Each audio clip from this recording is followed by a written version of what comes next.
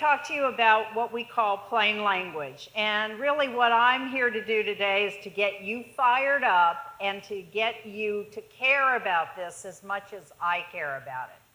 So I'm going to start by telling you a story that led me to this passion for the use of clear, simple language that we could all understand. There's the concept. So a few years ago, my parents moved here from California, and they had to have medical insurance that was supplementary to their Medicare. So I go online, and I quickly realize the only way I'm going to be able to compare all these possible insurance companies is to print out all the information, lay it on my dining room table, and then somehow try to compare benefits, costs, deductibles, et cetera, et cetera. Well, I wasn't going to do that. So instead, I heard there was a great senior center in town that would help you make these decisions. And this is, buying health insurance is a huge decision, especially when I had to do it for someone else. So I go to the senior citizen place, and I tell them my problem. She said, "Oh, we can help you with that. Not a problem at all." She takes me into a room, and this is what I see. So what they had done is taken all the information that I could have done and put it in a binder and then left me alone in a room for 2 hours to figure out what kind of insurance. And because I was a professor of tech writing, I get how to make information clear. I thought all they need is a chart that lists the insurance companies, here are the deductibles, here are the co-pays, here are some of the most important benefits, done. Instead, so I made a choice based really on my instinct more than anything else. So think about how many decisions we have to make every day based on information that we don't understand. At that moment, I realized that I was never going to write another academic article that only 4 people were going to read. I was going to devote the rest of my life and career to making information clear and simple. How many of you, by the way, have received information in the last week, either through email or on a website or in the mail, that you tried to understand and you couldn't? Hey, thank you. You are my people. All right, so I'm going to bring you on board with this demand to understand. These are the responses that we have when we get information. So how many of you were confused with information? How many of you got angry about it? Well, you should have heard me with Verizon the other day. How many of you got anxious because that you were having to make an important decision and you couldn't make the decision? Okay, so we all suffer, and here's what I will tell you, that people read with their emotions. And then we use logic and data to support our decision. So if the information you're getting makes you emotionally distraught, it destroys or gets in the way of your ability to make decisions. And if you own a company, you would never want information to cause your customers to feel confused and angry, right? People have a right to understand information that affects their life. So let me take you through a few examples. I've mentioned Verizon, but I'm not going to mention all the people I'm going to talk about. But from my health insurance company, I get 5 pages, double-sided, for explanation of benefits. Now, do I need 10 pages of information for explanation? No, of course. What do I want to know? How much have I spent? Have I met my deductible? And am I going to owe anybody any money? That's really all I need to know. Not only did the company spend all this money mailing this information to me, it's information overload, and frankly, I open it up and I throw it away. I don't even bother to look at it anymore because it's just too much. So our ability to interact with our health information becomes problematic when we're given too much. Another area is our democracy. We are not able to function appropriately in a democracy in which, as some of you, or I hope most of you will remember, Gore v. Bush and the whole problem with the Chads in Florida. And this isn't a political, I don't care who you voted for, But the problem came down to the fact that the ballot was so poorly designed, people actually thought they were voting for one person and their vote counted somewhere else. So the way ballots are information in terms of voting often makes it difficult, or we make the wrong choice thinking we're making the right one. Another example. So this is discharge papers from a hospital here in Charlotte. There's a place in Washington called the Center for Plain Language. And every year they give an award, and it's called the Wonder Mark Award, as in, I wonder what the hell they were thinking. And this won in 2014 because as discharge papers,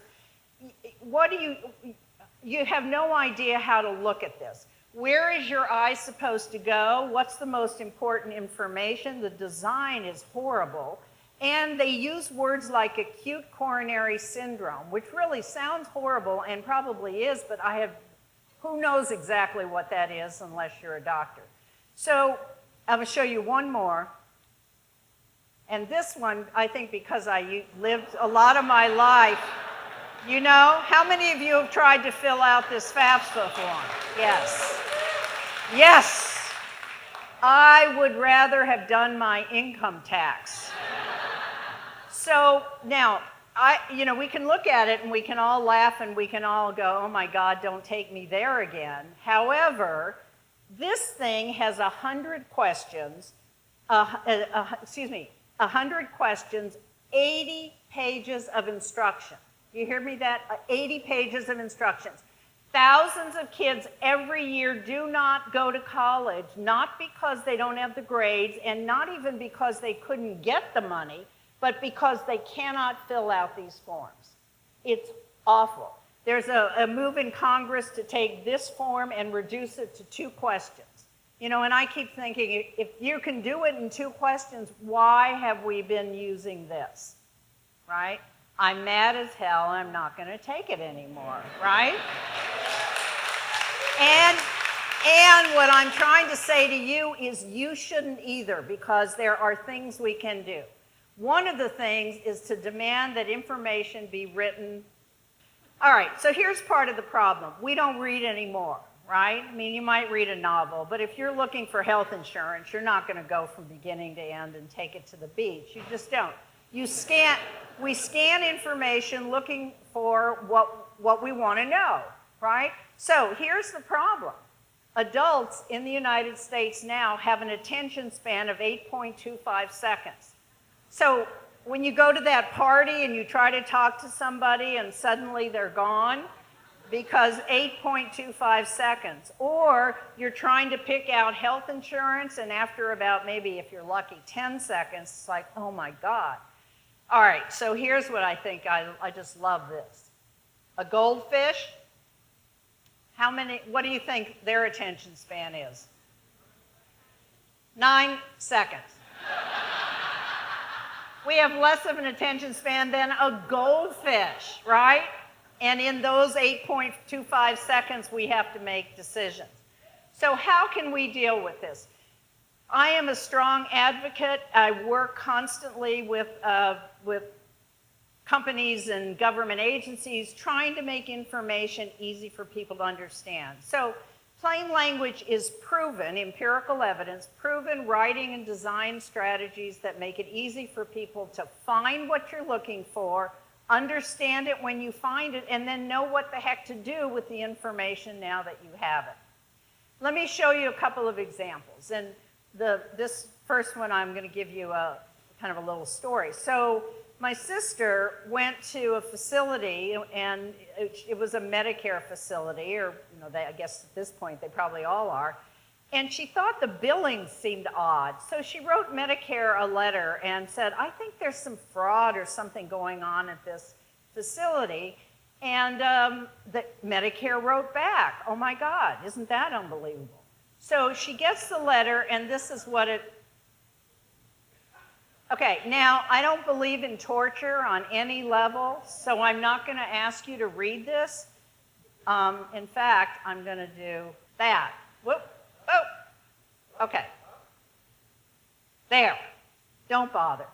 What Medicare ended up telling her was, here's the process that we go through in order to figure out whether there's fraud. You know, to me, that's like, remember when the old IT people would come in and all you wanted to know is why your screen was blue, and they would start to tell you about the inner workings of the computer, and you just go, I don't care about that. Information, you should give people information that they need, not what you wanted to tell them. Medicare wanted to assure her that they have this very serious process. Instead, all she really wanted to know is, what are you going to do about it, and are you going to let me know, right? That's all she needed. What information did she need? So plain language. But it doesn't work only with words. So let me show you how it works with design. Okay, how does this sign make you feel? Yeah, I mean, and you're not even in your car. Imagine being in your car with, you know, people behind you honking, and you've got to figure out if you can park now. A genius, I wish I knew her. I know her first name is Nikki. I'm sorry that I don't know her last name. But a genius graphic designer in LA created a new way to show signs. Even though what I do is called plain language, it's also really design, plain design. This is what she created. Now, I mean, I think that's miraculous. Imagine how much time, frustration, and energy would be saved if parking signs looked like this. So here's some things that you need to think about. We have the force of law behind us.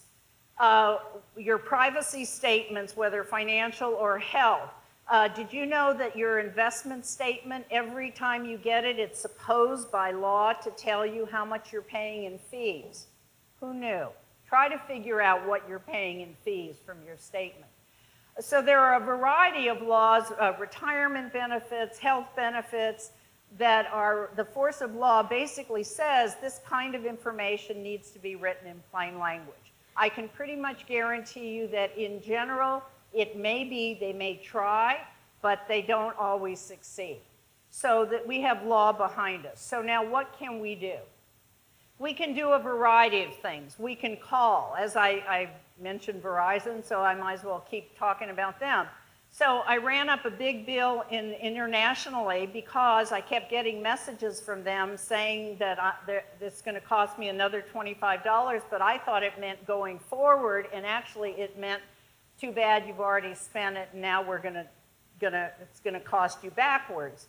So I got on the phone, and part of the phone call involved my telling them, you need to rewrite these messages because here's the problem. Secondly, you can talk to people. So I'm at the ophthalmologist's office the other day, and this very nice doctor says to me, how's your vision when your eyes are in a superior position? And I'm thinking if my eyes were superior, I would not be sitting here in the ophthalmologist's office. I have no idea what a superior position means. So she said to me, oh, I just mean when you look up. And I said, and I did it very nicely. I'm agitated here, but I'm very nice about it. So I said, I think it would be really helpful for your interactions with patients if you would just say when you look up, because we don't speak ophthalmology. And she said, oh, you know what? That's a really good idea. And I'm like, see, I'm mad as hell and I'm not going to take it anymore. Email, write. So let companies, let government know that you are pushing back, that you demand to understand the information that they sent you.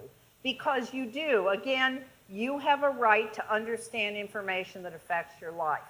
So, just a couple more points. That's the outward push. Now we have to look at ourselves. How can you make a difference in the way you communicate to other people? So whether you're writing an artist statement, that frankly I love artists, but really guys, no one but other artists can understand those statements, and most of the time even they can't. Lawyers, I've had many lawyers tell me, I read this contract drafted by a friend of mine, and I don't understand what the contract says. You're trying to promote your music video. Make sure that you're writing that information so that the receiver feels connected and knows what you're saying. Again, what do people need to know as opposed to what do I want to tell them? So this is what you can do. First of all, you can immediately eliminate 30% of everything you write. Okay? 30%, because that 30% is the 30% you want to tell them as opposed to what they need to know. That 30% is using phrases like, at this point in time instead of now. So edit, right? Edit. Revising is really, talk about creativity and innovation, revising is really where creativity lies. Secondly, get to the point. I don't want you to tell me that you're happy that I do business with you and thank you very much for getting in touch. I want to know what the purpose of this letter is. And so begin everything you write, even emails. The purpose of this is to ... and then go on and explain it. So get to the point. You think about that goldfish, right? That goldfish is going to give that more attention than we are. Third, avoid jargon.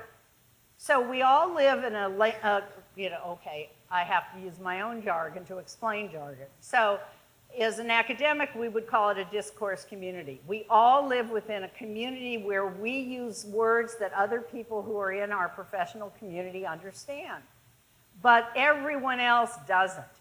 So avoid jargon. There's almost no jargon words that can't be phrased in plain language, plain, common words. Use visuals. So the graphic, the perfect example was all the text on the parking sign compared to just the visual presentation. Use graphs, use charts, use photos, particularly if you're communicating with millennials because they are so visual. I mean, computers obviously have moved us from a text-based to a visual-based culture. Write short sentences. Whoop, excuse me. I'm getting too excited about this. Write short sentences. I don't know about you, but if I have to read a long, complex sentence, by the time I get to the end of it, I have forgotten where the beginning was and what it was telling me. Go back to 5th grade, subject, verb, object, short sentences. And finally, always be helpful and be human. And be helpful to the people you're writing to. Be human. You don't want to sound like a computer. You don't even want to sound like a business. You want to sound like a person trying to communicate something to someone else. So why am I so passionate about this? Because our lives are affected on a daily basis, our health, our financial our lives. I don't want to end on something, but I do want you to know children in car seats died years ago because the instructions were so poorly written. The seats were not put in properly. So, I mean, we're talking about serious, I can't swear it, just fill in the word yourself. Serious stuff here. And we all live in a world of chaos and confusion. And that's not the world I want to live in. I want to live with you in a world of clarity. And we can make that happen if we choose to. Thank you.